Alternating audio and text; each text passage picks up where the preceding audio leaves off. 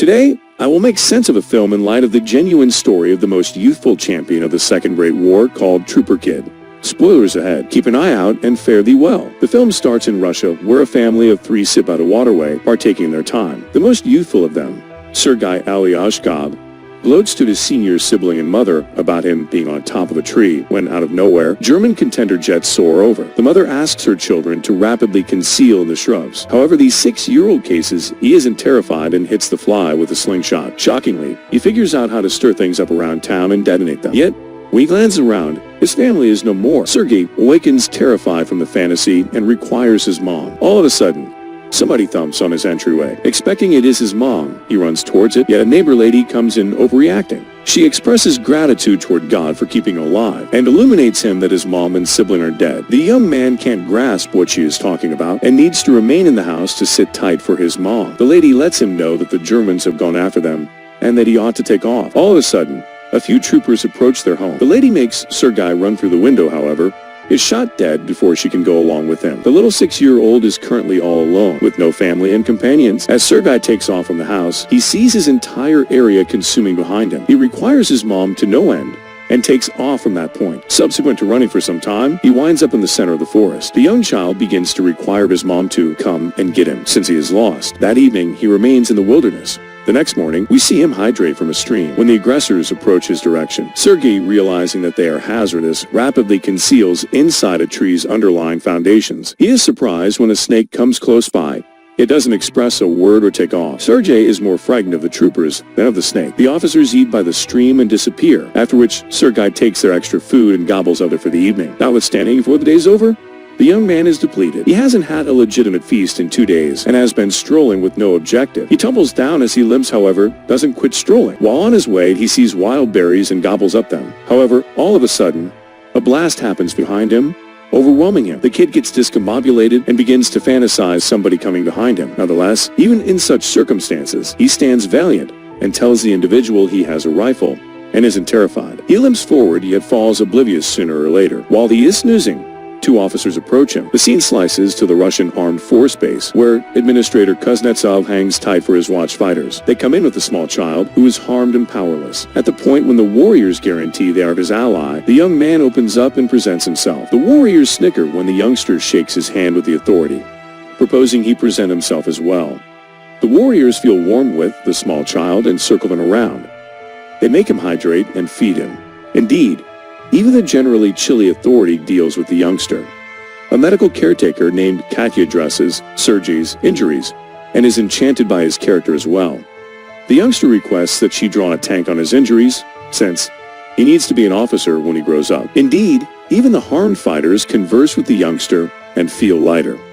Sergei is intrigued with the leader's weapon and his cluster. The officer also answers all the young man's inquiries and allows him to play with his privileged gun in the wake of taking the slugs out. Sergei shows him the tank drawn on his stomach and flaunts about being an officer himself. The kid is mending rapidly. The medical attendant Katya requests that the leader let the kid stay with the contingent, yet he deviates, asserting that it won't be protected. He needs to send Sergei to a halfway house. The warriors invested all their free energy with Sergei.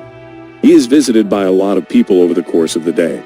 They bring him food sent by their families from a far distance, and surprisingly, let him play with their optics. At some point, a trooper goes to the officer to request that he let the kid stay with the contingent. The warriors have grown a nearby association with the youngster and consider him their own. His presence takes the heaviness of battle off their mind. In any case, the authority is unyielding about sending the kid to the shelter for his own security. The next day, the adversary is assaulted, and many officers are harmed. A vehicle comes to bring Sergei to take him to the halfway house. The officer tells the youngster and gives him a wooden privileged gun as a gift. The kid thus embraces him, guaranteeing that he is terrified for the authority's security. The authority liquefies in his embrace and adjusts his perspective. He requests that Sergei stay with the troopers as his child. That evening, the fighters search for little warrior garments for the young man. They are delighted to have Sergei remain with them. The authority awakens Sergei and gives him the garments. He wears them and runs around, seeming to be a genuine officer. The others begin calling him their little warrior kid. As the youngster goes around, the Germans send off an air assault on the brigade. The officers rapidly take Sergei to a protected spot and battle the others. The quantity of harmed troopers develops quickly. Sergei needs to make himself valuable, so he carries water to parched officers. One of them requests that he read a letter sent by his family since he has a wrap over his eyes. The young man needs to help, yet doesn't have the foggiest idea how to peruse. He takes the letter and fires, making up the things composed on it, asserting that the fighter's cow is protected back home. At the point when the trooper says he doesn't have a cow, the others advise him to oblige the story and giggle. He peruses every other person's letters in similar style and encourages them. In the accompanying scene, we see Katya and the commandant talking. The covered agents are captured, and the youngster is lauded for his insight. That evening, the officer shows Sergei the lawful papers for his reception. He is presently authoritatively the youngster's dad. Sergei is aware of the authorities' affections for Katya in this way to reimburse his graciousness. He takes him to admit to her. In any case, the two see her conversing with an alternate man and unfairly expect she is keen on another person. The base is gone after by the Germans once more. This time, Sergei assists the warriors energetically by providing ammo to the troopers in the bleeding edge. Yet the officers there order him to return to the shed since it is excessively risky outside.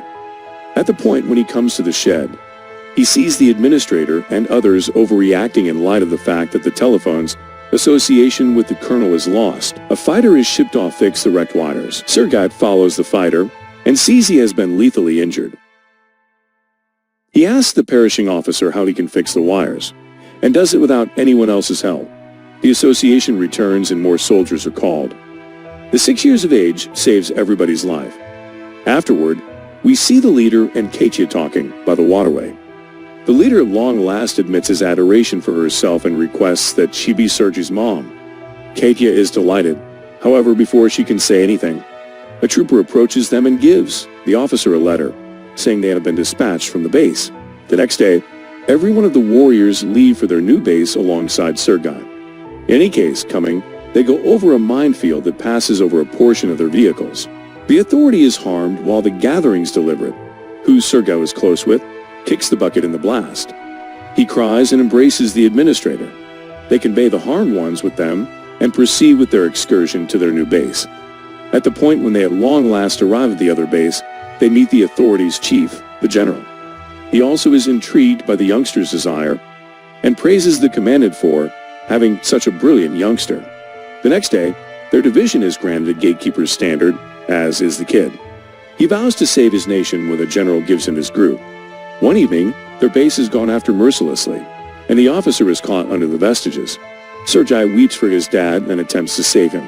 He calls different troopers, who at last bring the officer out. The following day, Sergei approaches an harmed commandant. His hands were harmed while attempting to save the commandant. The youngster is presently an indivisible piece of the group. He doesn't have a family next to them, and moves any place they go in the conflict. The film closes as the regiment is seen moving to another base. A voice behind the scenes portrays that he even participated in the Stalingrad fight and arrived at Poland with the troopers. He is right now known as the world's most youthful trooper ever, and the amazing story of his valiance is currently spread so that the entire world might hear.